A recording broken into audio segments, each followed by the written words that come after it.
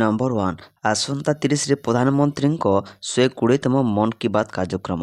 ପ୍ରଧାନମନ୍ତ୍ରୀ ନରେନ୍ଦ୍ର ମୋଦି ଆସନ୍ତା 30 ତାରିଖ ରବିବାର ଦିନ ଆକାଶବାଣୀର ମନ୍ କି ବାତ୍ କାର୍ଯ୍ୟକ୍ରମରେ ଜନସାଧାରଣଙ୍କ ସହ ଭାବ ବିନିମୟ କରିବେ। ଏହା ହେବ ତାଙ୍କର ମାସିକ ରେଡ଼ିଓ ମନ୍ କି ବାତ୍ କାର୍ଯ୍ୟକ୍ରମର 120ତମ ସଂସ୍କରଣ। ଏଥିପାଇଁ ପ୍ରଧାନମନ୍ତ୍ରୀ ଲୋକମାନଙ୍କୁ ସେମାନଙ୍କର ମତାମତ ଦେବାକୁ ଅନୁରୋଧ କରିଛନ୍ତି। ନମ୍ବର 2 ଭୋଟର ଆଇଡି ସହିତ ଲିଙ୍କ ହେବ ଆଧାର କାର୍ଡ଼। ପ୍ରସ୍ତୁତି ଆରମ୍ଭ କଲାଣି ନିର୍ବାଚନ ଆୟୋଗ। ଭୋଟର ତାଲିକାରେ ଅନିୟମିତତାର ନିରନ୍ତର ଅଭିଯୋଗରେ ଘେରି ରହିଥିବା ନିର୍ବାଚନ କମିଶନ ଏବେ ଏହାକୁ ଆଧାର ସହିତ ସଂଯୋଗ କରିବା ନେଇ ଚିନ୍ତା କରିଛନ୍ତି। ଏହି କାରଣରୁ କମିଶନ ଏହାକୁ ପୁନଃ ଆଧାର ସହିତ ଲିଙ୍କ କରିବାକୁ ବାଧ୍ୟତାମୂଳକ କରିବାକୁ ନିଷ୍ପତ୍ତି ନେଇଛନ୍ତି। ସେ ଖୁବ୍ ଶୀଘ୍ର ଏହି ସମ୍ପର୍କରେ ସୁପ୍ରିମକୋର୍ଟରେ ତାଙ୍କର ପକ୍ଷ ଉପସ୍ଥାପନ କରିପାରନ୍ତି। ନମ୍ବର 3 ପୁରୀରେ ପହଞ୍ଚି ମହାପ୍ରଭୁଙ୍କ ଆଶୀର୍ବାଦ ଭିକ୍ଷା କରିଛନ୍ତି ହେମାମାଲିନୀ। ପୁରୀରେ ପହଞ୍ଚି ଚତୁର୍ଥା ବିଗ୍ରହଙ୍କୁ ଦର୍ଶନ କରିଛନ୍ତି। ଆଜି ସକାଳେ ପୁରୀରେ ପହଞ୍ଚିଛନ୍ତି ବଲିଉଡ୍ ଡ୍ରିମ୍ ଗର୍ଲ ହେମାମାଲିନୀ। ପବିତ୍ର ହୋଲି ଅବସରରେ ସେ ଶ୍ରୀମନ୍ଦିର ଯାଇ ରତ୍ନସିଂହାସନ ସ୍ଥିତ ଚତୁର୍ଥା ବିଗ୍ରହଙ୍କୁ ଦର୍ଶନ କରିଛନ୍ତି। ଏଥିସହ ସେ ମନ୍ଦିର ଯାଇ ବାଷ୍ପ ଦେବାଦେବୀଙ୍କୁ ଦର୍ଶନ କରିଥିଲେ। ପବିତ୍ର ହୋଲିରେ ମଥୁରାରୁ ପୁରୀ ଆସି ମହାପ୍ରଭୁଙ୍କୁ ଆଶୀର୍ବାଦ ଭିକ୍ଷା କରିଛନ୍ତି ଡ୍ରିମ୍ ଗର୍ଲ। ଶ୍ରୀମନ୍ଦିର ସିଂହଦ୍ୱାର ନିକଟରେ ପହଞ୍ଚିବା ପରେ ସେବାୟତଙ୍କ ପକ୍ଷରୁ ଖଣ୍ଟୁଆ ପ୍ରଦାନ କରି ତାଙ୍କୁ ସ୍ୱାଗତ କରାଯାଇଥିଲା। କାଳିଆ ସାଆନ୍ତ ତାଙ୍କୁ ଦର୍ଶନ କରି ସେ ବେଶ୍ ଖୁସି ଥିବା କହିଛନ୍ତି। ଏଥିସହ ସେ ସମଗ୍ର ରାଜ୍ୟବାସୀଙ୍କ ମଙ୍ଗଳ କାମନା କରିଛନ୍ତି। ନମ୍ବର 4 ଛାତ୍ରଛାତ୍ରୀଙ୍କ ପାଇଁ ଖୁସି ଖବର। ଯାତ୍ରା ସମୟରେ ଭଡ଼ା ପାଇଁ ମିଳିବ 50% ରିହାତି। ଶୁକ୍ରବାର ବିଧାନସଭାରେ କଟକ ବିଧାୟିକା ସୋଫିଆ ଫିରଦୋଷ ରାଜ୍ୟ ସରକାରଙ୍କୁ ପ୍ରଶ୍ନ କରିଥିଲେ ଯେ ରାଜ୍ୟ ମଧ୍ୟରେ ସାର୍ବଜନୀନ ପରିବହନ ସେବା ବ୍ୟବହାର କରୁଥିବା ଛାତ୍ରଛାତ୍ରୀଙ୍କ ପାଇଁ କୌଣସି ରିହାତି ଭଡ଼ା କିମ୍ବା ସ୍ୱତନ୍ତ୍ର ବ୍ୟବସ୍ଥା ଅଛି କି ନାହିଁ। ଏହା ଉପରେ ସରକାରଙ୍କ କ'ଣ ବିବରଣୀ ପ୍ରଦାନ କରିବେ।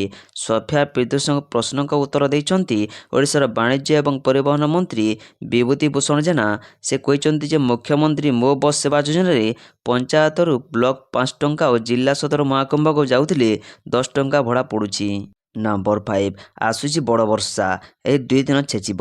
ରାଜ୍ୟରେ କିଛି ଦିନ ହେଲା ତାପମାତ୍ରା ଉପରମୁହାଁ ରହିଛି। ଏଭଳି ସ୍ଥିତିରେ ଶନିବାର ପଶ୍ଚିମ ଓଡ଼ିଶାରେ ପ୍ରବଳ ଖରା ଅନୁଭୂତ ହେଉଛି। ଶନିବାର ଦିନ 2:30ଟା ସୁଦ୍ଧା ସମ୍ବଲପୁରରେ ତାପମାତ୍ରା 42 ଡିଗ୍ରୀ ରେକର୍ଡ କରାଯାଇଛି।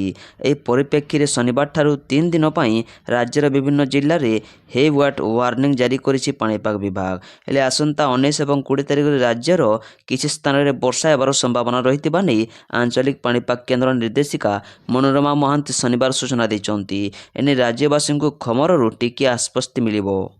ନମ୍ବର 6 ବୁମ୍ରା ଆଉ ଖେଳିବେନି ମ୍ୟାଚ୍। ଆଇପିଏଲ୍ ପୂର୍ବରୁ ମୁମ୍ବାଇ ଟିମ୍କୁ ବଡ଼ ଝଟକା।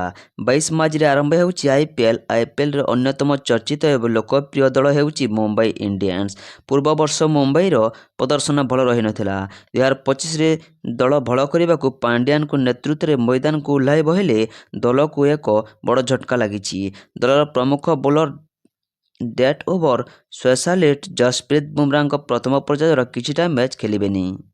ନମ୍ବର 7 ଦିଲ୍ଲୀ ଗସ୍ତରେ ମୁଖ୍ୟମନ୍ତ୍ରୀ ମୋହନ ଚରଣ ମାଝୀ। ଆଜିଠାରୁ 2 ଦିନିଆ ଗସ୍ତରେ ଅଛନ୍ତି ସିଏମ୍। ଏହା ପୂର୍ବରୁ ଶୁକ୍ରବାର ବିଜେଡି ସୁପ୍ରିମୋ ନବୀନ ପଟ୍ଟନାୟକ ଦିଲ୍ଲୀ ଗସ୍ତ କରିଥିଲେ। ଚର୍ଚ୍ଚା ହେଉଥିଲା କି ସେ ଏବେ ଇଣ୍ଡିଆମେଣ୍ଟ ଆଡ଼କୁ ଢଳୁଛନ୍ତି। ଆସନ୍ତା 22ରେ ତାମିଲନାଡୁ ମୁଖ୍ୟମନ୍ତ୍ରୀ ଷ୍ଟାଲିନ ଲିମିଟେସନ ବୈଠକରେ ସେ ଯୋଗ ଦେବାକୁ ଯାଉଛନ୍ତି, ଯାହାକୁ ନେଇ ରାଜନୀତି ସରଗରମ ହୋଇଛି। କିନ୍ତୁ ଏହା ପୂର୍ବରୁ ନବୀନଙ୍କ ଦିଲ୍ଲୀ ଗସ୍ତ ରାଜନୀତିରେ ହଇଚଇ ସୃଷ୍ଟି କରିଛି। ନମ୍ବର 8 ବଜାରରେ ଆକାଶ ଛୁଆଁ ସୁନା ଦର। ବଜାରରେ ସୁନା ଓ ରୂପା ଦର ଆକାଶ ଛୁଆଁ ହେବାରେ ଲାଗିଛି। ଭୁବନେଶ୍ୱରରେ ପ୍ରମୁଖ ସୋରୁମଗୁଡ଼ିକରେ ଆଜି 24 କ୍ୟାରେଟର ସୁନା ଦର 10 ଗ୍ରାମ ପିଛା 89,670 ଟଙ୍କା ପହଞ୍ଚିଛି। ସେହିଭଳି 22 କ୍ୟାରେଟ ସୁନା ଦର 10 ଗ୍ରାମ ପିଛା 82,200 ଟଙ୍କା ହୋଇଛି। ଦୁଇ ଦିନରେ ସୁନା ପାଖାପାଖି 1,100 ଟଙ୍କା ବଢ଼ିଯାଇଛି। ଚଳିତ ସପ୍ତାହରେ ଆଜି ସୁନା ଦର 3 ଦିନ ବୃଦ୍ଧି ପାଇଥିବା ବେଳେ ଗୋଟିଏ ଦିନ କମିଥିଲା। ମାର୍ଚ୍ଚ ମାସର 13 ଦିନ ମଧ୍ୟରେ ସୁନା ଦର ପାଖାପାଖି 2.27% ବୃଦ୍ଧି ଘଟିଲାଣି। ବିଶେଷଜ୍ଞଙ୍କ କହିବା ଅନୁଯାୟୀ ସୁନା ଦର ରେକର୍ଡ ସ୍ତରରେ ପହଞ୍ଚିବା ପରେ ଗ୍ରାହକଙ୍କର ବ୍ୟବହାରରେ କିଛିଟା ପରିବର୍ତ୍ତନ ଆସିଛି। ନମ୍ବର 9 କେନ୍ଦୁଝର ଜିଲ୍ଲା ଚମ୍ପୁଆରେ ଘଟିଥିବା ଦୁର୍ଘଟଣାରେ ଗୋଟିଏ ପରିବାର 3 ଜଣଙ୍କ ପ୍ରାଣହାନୀ ସମ୍ପର୍କରେ ଜାଣି ମୁଖ୍ୟମନ୍ତ୍ରୀ ମୋହନ ଚରଣ ମାଝୀ ଗଭୀର ଶୋକ ପ୍ରକାଶ କରିଛନ୍ତି। ମୁଖ୍ୟମନ୍ତ୍ରୀ ମୃତକଙ୍କ ପରିବାରବର୍ଗଙ୍କ ପାଇଁ 4 ଲକ୍ଷ ଟଙ୍କାର ଅନୁକମ୍ପାମୂଳକ ସହାୟତା ରାଶି ଘୋଷଣା କରିଛନ୍ତି। ନମ୍ବର 10 ଭୁବନେଶ୍ୱରରେ ମେଟ୍ରୋ ରେଳ ହେବ କି ନାହିଁ ସେ ବର୍ତ୍ତମାନ ସନ୍ଦେହ ସୃଷ୍ଟି ହୋଇଛି। କାରଣ ହେଲା ଏହି 2 ବହୁକୋଟି ପ୍ରକଳ୍ପ ଲାଭଦାୟକ ହେବ କି ନାହିଁ ତାହାର ଅନୁଧ୍ୟାନ କରିବା ପାଇଁ ଗଠନ ହେଲା ଏକ କମିଟି। ଏନେଇ ସୂଚନା ଦେଇଛନ୍ତି କରିଛନ୍ତି ନଗର ଉନ୍ନୟନ ମନ୍ତ୍ରୀ କୃଷ୍ଣଚନ୍ଦ୍ର ମହାପାତ୍ର। ସେ କହିଛନ୍ତି ଯେ ଏହି ପ୍ରକଳ୍ପର କାମ ଫିଜିବିଲିଟି ନେଇ ଅନୁଧ୍ୟାନ କରାଯିବ। ନମ୍ବର 11 କର୍ଣ୍ଣାଟକ ରାଜନୀତିରେ ନୂଆ ବିବାଦ। ଗୋଟିଏ ଏପଟେ ସଂରକ୍ଷଣ ଅନ୍ୟପଟେ ସମାଲୋଚନା। ମୁସଲିମ କଣ୍ଟ୍ରାକ୍ଟରମାନଙ୍କୁ ରାଜ୍ୟରେ ହେଉଥିବା ଟେଣ୍ଡର ବାବଦରେ 4% ସଂରକ୍ଷଣ ଘୋଷଣା କରିଛନ୍ତି କର୍ଣ୍ଣାଟକ ସରକାର। ଆଉ ଏହାକୁ ନେଇ ସମଗ୍ର କର୍ଣ୍ଣାଟକ ରାଜ୍ୟ ରାଜନୀତିରେ ବିବାଦ ଆରମ୍ଭ ହୋଇଯାଇଛି।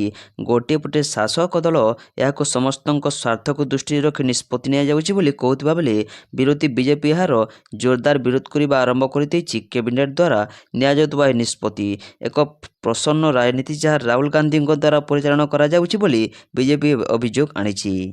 ନମ୍ବର 12 ସୁଭଦ୍ରା ଟଙ୍କା ସାଜିଲା କାଲ। 5,000 ଟଙ୍କା ପାଇଁ ସ୍ତ୍ରୀଙ୍କୁ କାଠ ଫାଲିଆରେ ପିଟି ପିଟି ମାରିଦେଲା ସ୍ୱାମୀ। ସୁଭଦ୍ରା ଟଙ୍କା ସାଜିଲା କାଲ। ସୁଭଦ୍ରା ଟଙ୍କା ପାଇଁ ସ୍ତ୍ରୀର ଜୀବନ ନେଇଗଲା ସ୍ୱାମୀ। ମାତ୍ର 5,000 ଟଙ୍କା ପାଇଁ ସ୍ତ୍ରୀକୁ କାଠ ଫାଲିଆରେ ପିଟି ପିଟି ମାରିଦେଲା ପିଚାସ ସ୍ୱାମୀ। ରାତି ଅଧରେ ସ୍ୱାମୀଙ୍କୁ ହତ୍ୟା କରି ଶବ ପାଖରେ ରାତି ସାରା ବସି ରହିଲା ସ୍ୱାମୀ। ସାମାନ୍ୟ ସୁଭଦ୍ରା ଟଙ୍କା ପାଇଁ ଜଣେ ସ୍ୱାମୀ ନିଜ ସ୍ତ୍ରୀର ଜୀବନ ନେଇଯିବା ଘଟଣା ଯିଏ ବି ଶୁଣିବ ଆଶ୍ଚର୍ଯ୍ୟ ହେବ। କାରଣ ସୁଭଦ୍ରା ଟଙ୍କାକୁ ନେଇ ବିଭିନ୍ନ ସମୟରେ ଆମେ ବିଭିନ୍ନ ପ୍ରକାର ରିଲ୍ସ ଦେଖିଥାନ୍ତି। ହେଲେ ଏମିତି ପ୍ରାୟ ହୁଏତ କେବେ ବାସ୍ତବରେ ଘଟିନଥିଲା। ନମ୍ବର 13 ଫାଇନାଲ ହୋଇଗଲା IPLର ସମସ୍ତ 10 ଦଳର ଅଧିନାୟକ। ଇଣ୍ଡିଆନ୍ ପ୍ରିମିୟର ଲିଗ୍ର 18ତମ ସିଜନର ବିଗୁଲ ବାଜି ସାରିଛି। ଆଗାମୀ ସିଜିନ୍ ପାଇଁ ସମସ୍ତ ଦଳ ପ୍ରସ୍ତୁତ ହୋଇସାରିଛନ୍ତି। ଏହି ସିଜିନ୍ ଅର୍ଥାତ୍ IPL 2025ରେ ମୋଟ 5ଟି ଦଳ ନୂତନ ଅଧିନାୟକ ସହିତ ପ୍ରବେଶ କରିବେ। ଏବେ ସମସ୍ତ 10ଟି ଦଳର ଅଧିନାୟକ ନିଶ୍ଚିତ ହୋଇସାରିଛି। ଦିଲ୍ଲୀ କ୍ୟାପିଟାଲ୍ସ ଶୁକ୍ରବାର ସ୍ପିନ୍ ଅଲରାଉଣ୍ଡର ଅକ୍ଷର ପଟେଲଙ୍କୁ ଦଳର ଅଧିନାୟକ ନିଯୁକ୍ତ କରିଛି। ନମ୍ବର 14 ସୁଭଦ୍ରା ସ୍କିମ୍ ଆସିବ ଏକାଥରେ 15,000 ଟଙ୍କା। ମହିଳାଙ୍କୁ ସର୍ବଦା ଆଗରେ ରଖିବାକୁ ଚେଷ୍ଟା କରିଛନ୍ତି ସରକାର। ମହିଳାଙ୍କ ପାଇଁ ବିଭିନ୍ନ ଯୋଜନା କରିଛନ୍ତି ଯାହାର ଲାଭ ସେମାନେ ପାଉଛନ୍ତି, ଯାହା ମାଧ୍ୟମରେ ସେମାନେ ଆତ୍ମନିର୍ଭରଶୀଳ ହୋଇପାରିଛନ୍ତି। ସେ ସମସ୍ତ ଯୋଜନା ମଧ୍ୟରୁ ଓଡ଼ିଶାର ସୁଭଦ୍ରା ଯୋଜନା ଅନ୍ୟତମ। ଓଡ଼ିଶାରେ ସୁଭଦ୍ରା ଯୋଜନା ହିତାଧିକାରୀଙ୍କ ସଂଖ୍ୟା 1 କୋଟି ଟପିବାକୁ ସ୍ୱାଗତ କରିଛନ୍ତି କେନ୍ଦ୍ର ରେଳ, ସୂଚନା ଓ ପ୍ରସାରଣ, ଇଲେକ୍ଟ୍ରୋନିକ୍ସ ଓ IT ମନ୍ତ୍ରୀ ଶ୍ରୀ ଅଶ୍ୱିନୀ ବୈଷ୍ଣବ। ଯେଉଁମାନେ ଏପର୍ଯ୍ୟନ୍ତ ସୁଭଦ୍ରା କିସ୍ତି ପାଇଁ ଆବେଦନ କରିନାହାନ୍ତି ସେହି ମହିଳାଙ୍କ ପାଇଁ ଗୁରୁତ୍ୱପୂର୍ଣ୍ଣ ଖବର। ସେହି ନୂଆ ଆବେଦନକାରୀଙ୍କ ପାଇଁ ମାର୍ଚ୍ଚ 31 ତାରିଖ ହେଉଛି ଶେଷ ତାରିଖ। ଏହି ତାରିଖ ମଧ୍ୟରେ ଆବେଦନ କରିଲେ 3ଟି କିସ୍ତି ଟଙ୍କା ଗୋଟିଏ ସମୟରେ ପାଇପାରିବେ। ଉପମୁଖ୍ୟମନ୍ତ୍ରୀ ପ୍ରଭାତୀ ପରିଡ଼ା କହିଛନ୍ତି ଯେଉଁମାନେ ମାର୍ଚ୍ଚ 31 ମଧ୍ୟରେ ଆବେଦନ କରିଥିବେ ରାକ୍ଷୀ ପୂର୍ଣ୍ଣିମାରେ ଏକକାଳୀନ 3ଟି କିସ୍ତିରେ ସେହି ମହିଳା ଟଙ୍କା ପାଇବେ। ଅର୍ଥାତ୍ ଏକାଥରକେ 15,000 ଟଙ୍କା ବ୍ୟାଙ୍କ ଖାତାକୁ ଆସିବ। ଯଥା ରାକ୍ଷୀ ପୂର୍ଣ୍ଣିମାରେ ଏକାବେଳେ 3ଟି କିସ୍ତିର ଟଙ୍କା ସିଧାସଳଖ ଖାତାକୁ ଆସିବ। ଏକାବେଳେ 3ଟି କିସ୍ତିର ଟଙ୍କା ପାଇବେ ମହିଳା ହିତାଧିକାରୀ। ନମ୍ବର 15 18ରୁ ମା ତାରାତାରିଣୀଙ୍କ ଚୈତ୍ର ଯାତ୍ରା ପ୍ରସ୍ତୁତି ଅନୁଧ୍ୟାନ କଲେ ଜିଲ୍ଲାପାଳ। ମନ୍ଦିରକୁ ଯିବା ପାଇଁ ଚାଲିବ ସ୍ୱତନ୍ତ୍ର ବସ୍। ଗଞ୍ଜାମ ଜିଲ୍ଲାପାଳ ଦିବ୍ୟଜ୍ୟୋତି ପରିଡ଼ା ପ୍ରସିଦ୍ଧ ଇଷ୍ଟଦେବୀ ମା ତାରାତାରିଣୀଙ୍କ ହେବାକୁ ଥିବା ଚୈତ୍ର ଯାତ୍ରାର ପ୍ରସ୍ତୁତିର ଅନୁଧ୍ୟାନ କରିଛନ୍ତି। ଏଥିସହ ବିଭିନ୍ନ ବିଭାଗର ଅଧିକାରୀମାନଙ୍କୁ ନେଇ ପ୍ରସ୍ତୁତିର ଏକ ସମୀକ୍ଷା ବୈଠକ କରିଛନ୍ତି। ବୈଠକରେ ଏହା କିଭଳି ସୁରୁଖୁରୁରେ ହେବ ସେଥିନେଇ ସେ ଗୁରୁତ୍ୱାରୋପ କରିଛନ୍ତି। ଏଥିପାଇଁ ଗଞ୍ଜାମ ଜିଲ୍ଲାପାଳ ଜିଲ୍ଲା ପ୍ରଶାସନ ପ୍ରତିଶ୍ରୁତିବଦ୍ଧ ବୋଲି ଜିଲ୍ଲାପାଳ କହିଛନ୍ତି।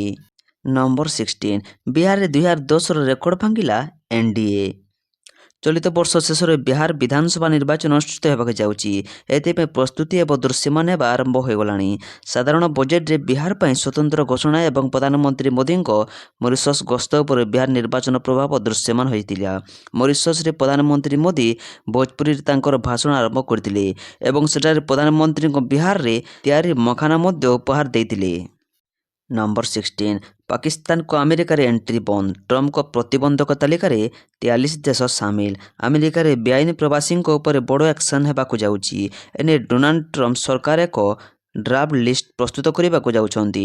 ଏଥିରେ ପାକିସ୍ତାନ ସମେତ 43ଟି ଦେଶର ପ୍ରବାସୀଙ୍କ ଉପରେ ଆମେରିକାରେ ପ୍ରବେଶ ଉପରେ ରୋକ ଲାଗିବ। ହ୍ୱାଇଟ୍ ହାଉସର ଜଣେ ଅଧିକାରୀ କହିଛନ୍ତି ଏବେ ପ୍ରତିବନ୍ଧକ ବ୍ୟାପକ ହେବ। ଏହା ପୂର୍ବରୁ ଟ୍ରମ୍ପ 7 ମୁସଲିମ ଦେଶର ନାଗରିକଙ୍କୁ ଆମେରିକାରେ ପ୍ରବେଶ ବ୍ୟାନ୍ କରିଛନ୍ତି।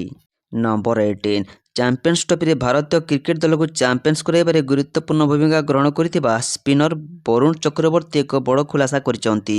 ସେ କହିଛନ୍ତି ଯେ 2021 T20 ବିଶ୍ୱକପରେ ଖରାପ ପ୍ରଦର୍ଶନ ପରେ ତାଙ୍କୁ ଧମକପୂର୍ଣ୍ଣ ଫୋନ୍ କଲ୍ ମିଳିଥିଲା। ତାଙ୍କୁ ବିମାନବନ୍ଦରରୁ ମଧ୍ୟ ଅନୁସରଣ କରାଯାଇଥିଲା। ଏହି ଟୁର୍ଣ୍ଣାମେଣ୍ଟ 4 ବର୍ଷ ପୂର୍ବେ ଦୁବାଇରେ ଅନୁଷ୍ଠିତ ହୋଇଥିଲା।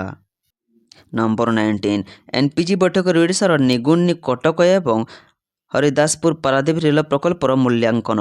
ଦେଶର ପ୍ରମୁଖ ଭିତ୍ତିଭୂମି ପ୍ରକଳ୍ପର ମୂଲ୍ୟାଙ୍କନ ଲାଗି ନେଟୱର୍କ ପ୍ଲାନିଂ ଗ୍ରୁପ NPGର ଅଣାନବେତମ ବୈଠକ ଅନୁଷ୍ଠିତ ହୋଇଯାଇଛି।